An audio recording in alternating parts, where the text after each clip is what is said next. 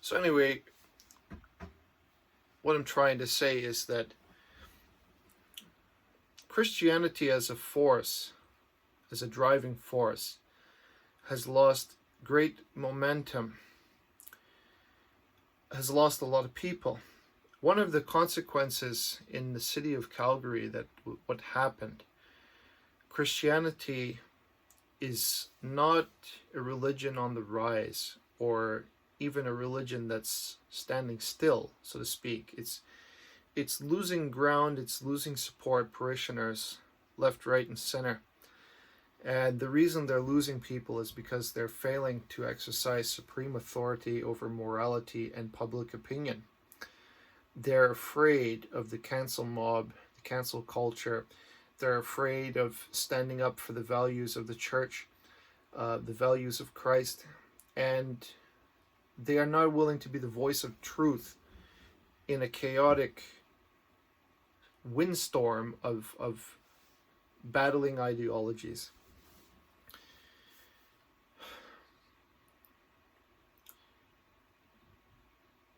Christianity has taught us to forgive our enemy, but we have the right to defend Christ to the death and to defend what Christ taught us to the death, and we are encouraged to do so. That's where people seem to fall short, and by failing to defend the truth, either because of cowardice or, well, mostly because of fear, because the cancel mob is not just a mob. You can be fired, you can be publicly condemned, publicly shamed for standing against the radicalized ideology that's taken hold of North America. You'll be classified as a racist, as an extremist, as so many other things that homophobic, all these things that are happening now, that have been created deliberately to divide us and to cloud our reason and common sense, and to silence debate, and to remove any kind of resistance to that tide. The church was supposed to be the safeguard, the guardians of that kind of idea, but they failed. Part of the reason they failed is because they lack courage, or perhaps the wisdom to articulate correctly how to deal with these issues and how to refute them, and so on. Mostly I see why socialism today became so strong is because people's ignorance, especially how to fight back against the so-called compassionate motivation behind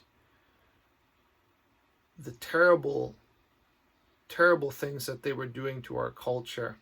Compassion for something else, for some other entity, was the motivation behind what they were doing and what they told the public.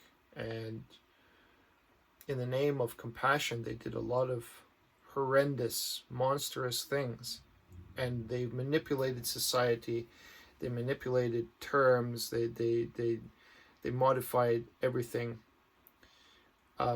They condemn the church because they are afraid of people.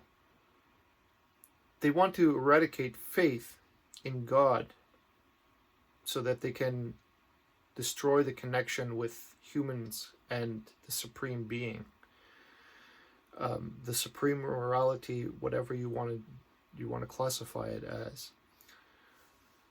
I watched in university as a professor would ask, how many of you are Catholic? And people would raise their hands and they'd say, yeah, but I'm not practicing, because they're afraid to show their faith. They're afraid. They're either afraid to show their faith, or they don't want to be affiliated with Christianity entirely. And if the church had been paying attention and not willfully blind, they would be They would be afraid of the trajectory that young people are going these days and are educated to critical race theory and all kind of things that are meant to divide people rather than create cohesion and the desire to work together. Intersectionality is that same kind of indoctrination, divide people as many ways they can into different groups. At the end, their so-called anti-racist tactics create racism most of all. They create intolerance, they create blindness, they create ideological indoctrination. The same way that Marx would talk about pity for the poor, but use that as an excuse to create the nirvana, to create the to create the perfect society. And no matter how many people they murdered, they always said that that was the reason that they were doing it. So humanity has failed to learn from the mistakes of the past. Communism is at large today more than it ever was in North America.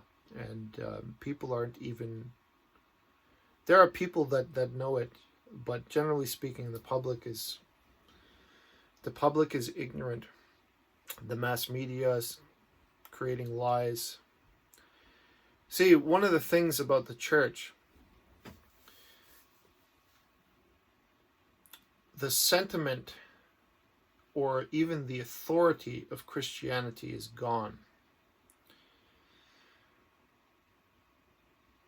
It has been destroyed by,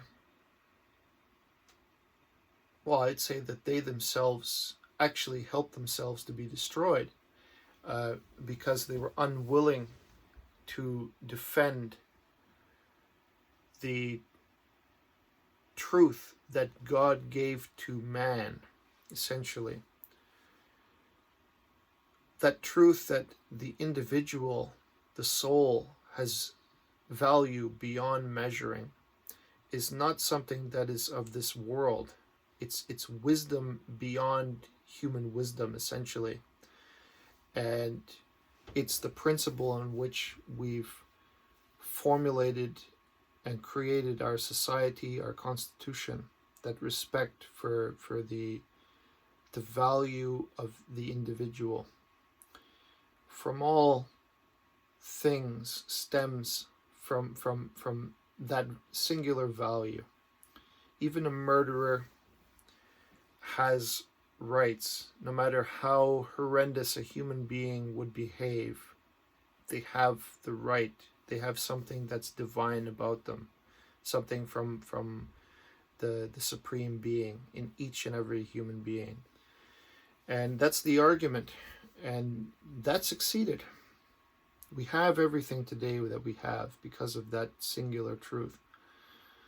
Everything that came about was created by that idea.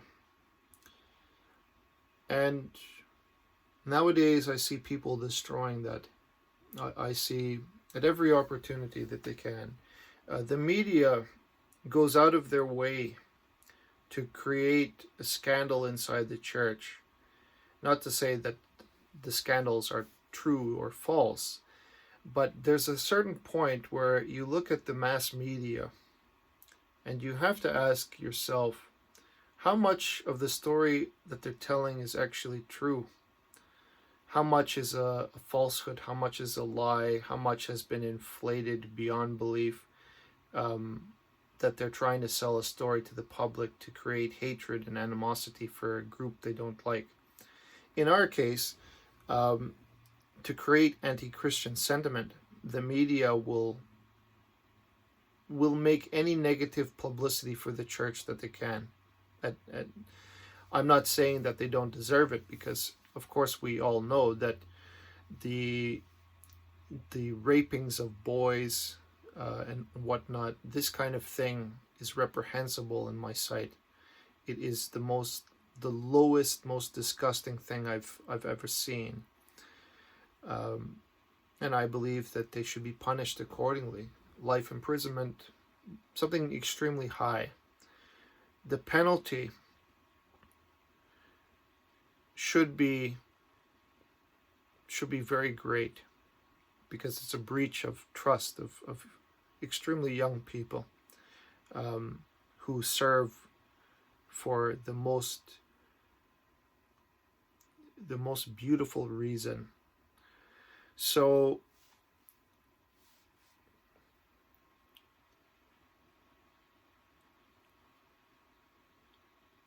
what I'm trying to tell you is that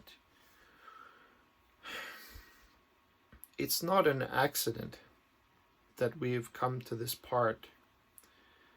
It's not an accident that the church now has lost supreme authority and nobody pays them any attention. People were not willing to exercise the proper discipline over protecting the church and essentially defending the supreme morality by behaving and enacting that themselves. Because we're only human, people make mistakes. But the problem with society now is that if you make a mistake, people are quick to point the finger and make victimhood a big thing, become resentful, instill hatred and resentment in other people as hard as they can.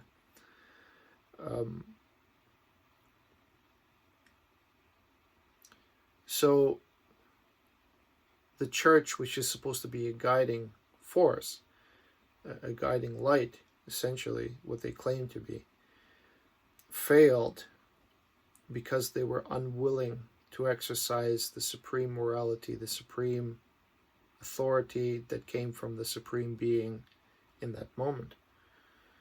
And I don't know how we're going to go back to it, but people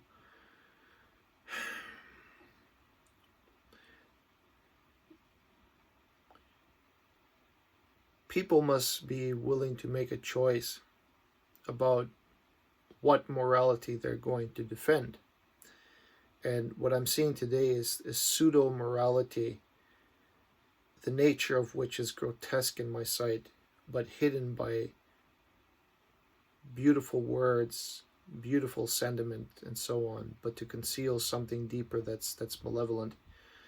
The only way to fight back is to exercise self-discipline, to exercise wisdom. If you don't possess the wisdom, read, learn from others. Don't accept anything blindly. Don't be naive to accept what is generally known. Question it, fight back against it, and you should be safe. Not exactly safe, but better prepared, and so on. So I'll conclude the video with that. Thank you for watching. Bye-bye.